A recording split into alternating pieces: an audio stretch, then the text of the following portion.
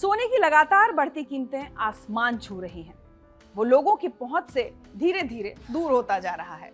ऊपर से शादियों का सीजन जो जख्मों पर नमक छिड़कने का काम कर रहा है। इतना ही नहीं, सिर्फ 1 साल के अंदर सोने ने शेयर मार्केट तक को पीछे छोड़ दिया है। लेकिन एक सवाल जो रह रहकर लोगों के जहन में आ रहा है वो ये कि क्या दिवाली तक सोना 1.25 लाख रुपए तक पहुंच जाएगा? आइए समझते हैं इस सुनहरी तेजी के पीछे की पूरी कहानी को। इस साल सोने की कीमतों में करीब 50% की जबरदस्त बढ़ोतरी हुई है। अब आप खुद सोचिए, जो 10 ग्राम सोना 1 साल पहले 70 से 75 हजार रुपए में मिल रहा था, वो अब 1 लाख के पार चला गया है। ये सिर्फ भारत की बात नहीं है, दुनिया भर में सोना चमक रहा है। लेकिन सवाल यह है कि आखिर इतनी तेजी आई क्यों? क्या ये सिर्फ शादी ब्याह का सीजन है या इसके पीछे कुछ और भी कारण है? तो पहली बड़ी वजह है दुनिया भर के केंद्रीय बैंकों की जबरदस्त खरीदारी। चीन, रूस और भारत समेत कई देशों के सेंट्रल बैंक अपने डॉलर रिजर्व को कम करके सोने में बदल रहे हैं। ये कोई छोटा मोटा खेल नहीं है, बल्कि एक बड़ी रणनीतिक चाल है। जब इतने बड़े खरीदार बाजार में आते हैं तो कीमतें बढ़ती ही हैं। पिछले 2 साल में केंद्रीय बैंकों ने हजारों टन सोना खरीदा है, जो कई दशकों में सबसे ज्यादा है। अब बात करते हैं दुनिया में चल रहे तनाव की। रूस यूक्रेन का युद्ध थमने का नाम नहीं ले रहा। हाल ही में अमेरिकी राष्ट्रपति ट्रंप ने एक बयान दिया कि यूक्रेन अपना खोया हुआ इलाका वापस पा सकता है। इस बयान के बाद तनाव और बढ़ने की आशंका है। जब दुनिया में अनिश्चितता बढ़ती है तो लोग सुरक्षित निवेश की तलाश करते हैं। ऐसे में सोने से सुरक्षित और क्या हो सकता है? हजारों सालों से सोना मुश्किल वक्त में सबसे भरोसेमंद संपत्ति रहा है। फिर इसी बीच एक और बड़ा मुद्दा उभरा है। ऑपरेशन सिंदूर के बाद भारत और तुर्की के बीच बढ़ता तनाव।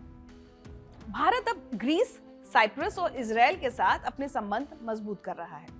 ये तीनों देश तुर्की के विरोधी हैं। दूसरी तरफ पाकिस्तान, तुर्की और अजरबैजान का गठबंधन है। भारत ने हाल ही में ग्रीस और साइप्रस के साथ नौसेना अभ्यास भी किए हैं। अगर इस क्षेत्र में तनाव बढ़ता है तो ये सिर्फ स्थानीय मसला नहीं रहेगा। इन देशों की रणनीतिक स्थिति को देखते हुए वैश्विक व्यापार और अर्थव्यवस्था पर असर पड़ सकता है और ऐसे में सोने की मांग और तेज हो सकती है। तीसरी अहम बात है डॉलर इंडेक्स का कमजोर होना। डॉलर और सोने का रिश्ता उल्टा है। जब डॉलर कमजोर होता है तो सोना मजबूत होता है। अमेरिकी अर्थव्यवस्था में अनिश्चितता, ब्याज दरों में कटौती की संभावना और बढ़ता कर्ज, इन सब से डॉलर पर दबाव बढ़ा है। और जब डॉलर गिरता है तो निवेशक सोने की तरफ भागते हैं। अभी हाल ही में अमेरिका में 7 साल बाद सरकारी शटडाउन हुआ है। इसका मतलब है कि जरूरी आर्थिक आंकड़े जैसे ISM और नॉन फार्म पेरोल्स की घोषणा में देरी हो सकती है।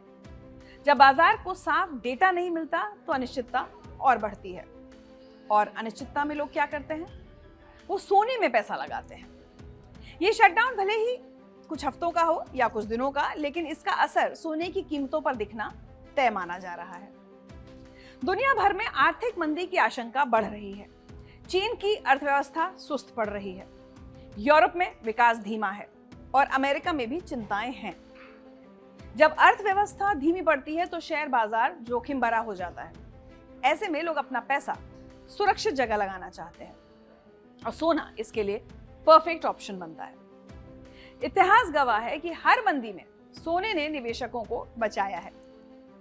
गोल्ड में निवेश का मतलब ये नहीं है कि लोग सोना खरीदकर अलमारी में रख रहे हैं। समय के साथ सोना खरीदने का तरीका भी बदल गया है।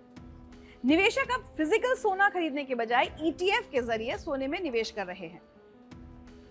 ETF यानी एक्सचेंज ट्रेडेड फंड्स में भी जबरदस्त पैसा आ रहा है। ये आसान भी है और सुरक्षित भी। जब इतना पैसा सोने की तरफ बढ़ता है, कीमतें बढ़नी स्वाभाविक है। पिछले कुछ महीनों में गोल्ड ETF में रिकॉर्ड इनफ्लो देखा गया है।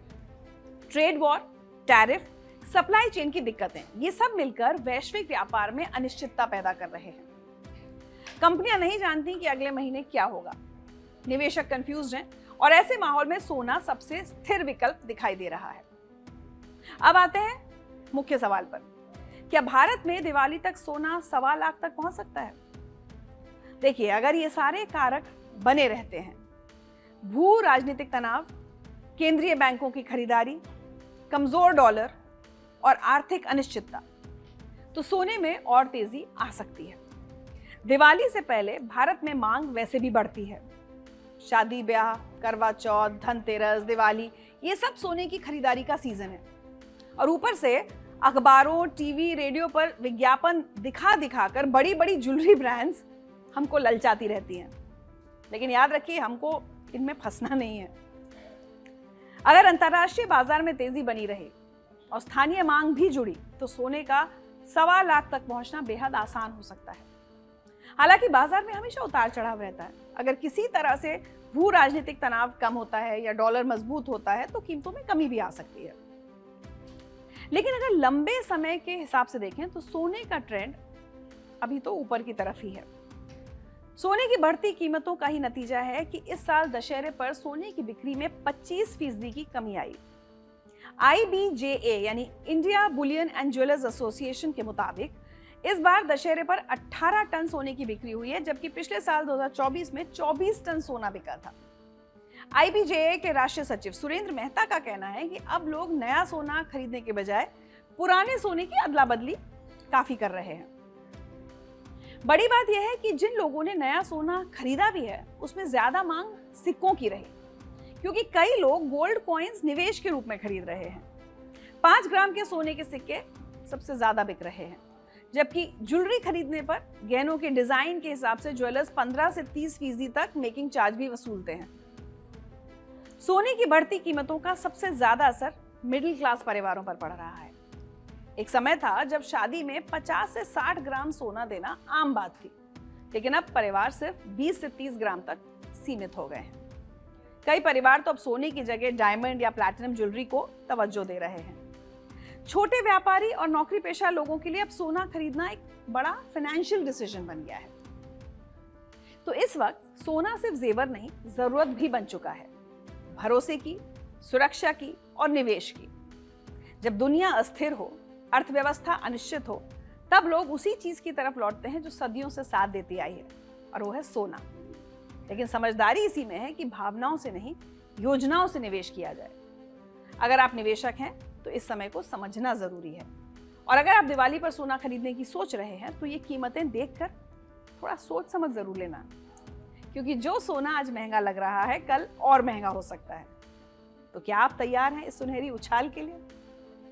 कमेंट सेक्शन में हमें बताएं कि इस बार धनतेरस और दिवाली के लिए सोना खरीदने को लेकर आपकी क्या प्लानिंग है।